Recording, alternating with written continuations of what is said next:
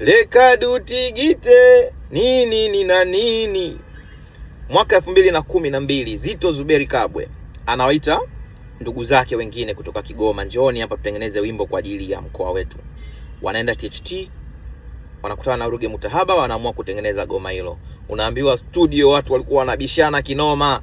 Wewe imagine watoto wote wale wa Kigoma wakae sehemu moja, ubishani unakuaje? Lakini walifanikisha kutengeneza wimbo huo. Kigoma ilikuwa inastahili na inastahili wimbo mkubwa kiasi kile, kwa sababu Kigoma ni sehemu ambayo ina hadithi nyingi nzuri na vitu vingi vizuri. Tunapozungumzia hadithi nzuri kwa Kigoma, huwezi kuacha kutaja reli, ambayo sasa story hiyo inaenda kuwa nzuri zaidi kwa sababu inaenda reli ya kisasa SGR.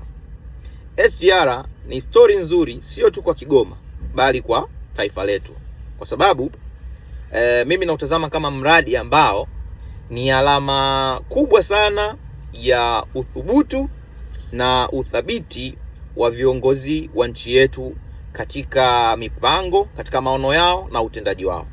Kwanza ni hayati Dr. John Pombe Magufuli ambaye kabisa mradi huu una alama yake kubwa, haiwezi kufutika. Na hapo uthubutu wake ulikuwa kwa namna ambavyo huu mradi hata kabla hujaanza kujengwa ulikuwa tayari kuna maneno kibao kwamba Tanzania haiwezi kufanikisha mradi huu wenye ukubwa kiasi hiki. Wajua reli yetu sisi ni kubwa ukilinganisha na mataifa mengi ya Afrika, hata kwenye uwezo wake wa kuhimili mizigo. Wataalamu nilisoma mahali wanasema uwezo wa vyuma vya reli kuhimili mzigo unapimwa kwa kipimo wanaita axle. Hizo axle kwenye mataifa mengine ni 21 hadi 23.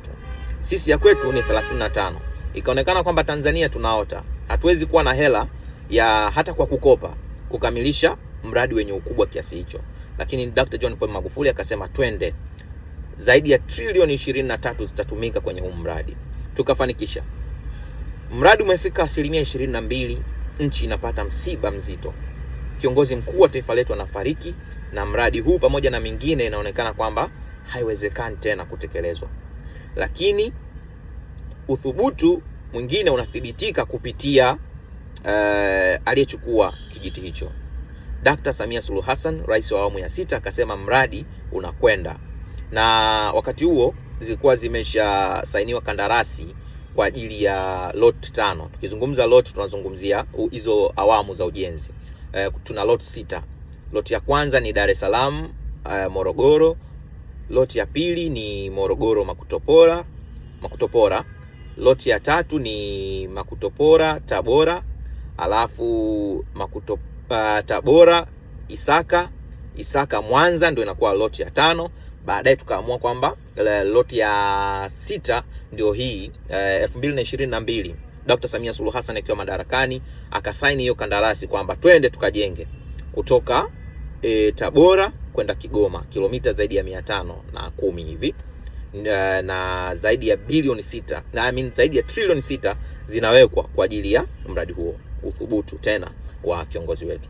Lakini hiyo transition ya viongozi wetu labda pia huo uthubutu tunauona kwa sababu wakati wa hayati Dr. John Pombe Magufuli, wakati kuna hayo maswali sasa kwamba tutawezaje kumobilize his fund, ilibidi watu wao wanaweza kusafiri nje ya nchi na kukutana na wadau wengine kuweza kumobilize hizo fund. Wote tunafahamu mtindo wa hayati Dr. John Pombe Magufuli hakuwa mtu wa safari na nini. Sasa mtu ambaye alikuwa anasimama kwenye hizo safari na shughuli nyingine za kumsaidia Dr. John Pombe Magufuli kwenye mobilization ya fund alikuwa ni makamu wake wa rais, Dr. Samia Suluhu Hassan, ambaye sasa hivi ni rais wa nchi yetu. Kwa hiyo mradi huu alianza nao mbali. Alipokuwa rais, isingewezekana yeye kuacha huo mradi ukizingatia na maslahi makubwa kwa nchi yetu ambao tunaenda kuyapata kwa huo mradi. Na hiki kipande ambacho sasa anakwenda kukizindua hapo Kigoma, lot 6, ambayo anaenda kuzindua ujenzi wake, ni kipande muhimu kwa sababu ya nilichoanza kwa kusema kwamba Kigoma ni sehemu yenye hadithi nzuri kwa maana ya kuwa lango la nchi yetu kwa upande wa magharibi, na biashara kubwa tutaipata kupitia hapo, hasa kutokea Kongo, na idadi ya mizigo ambayo tutaipata, na hiki kipande kinachoenda sasa hivi kinaenda kuwa sehemu muhimu sana ya kufanikisha hiyo biashara.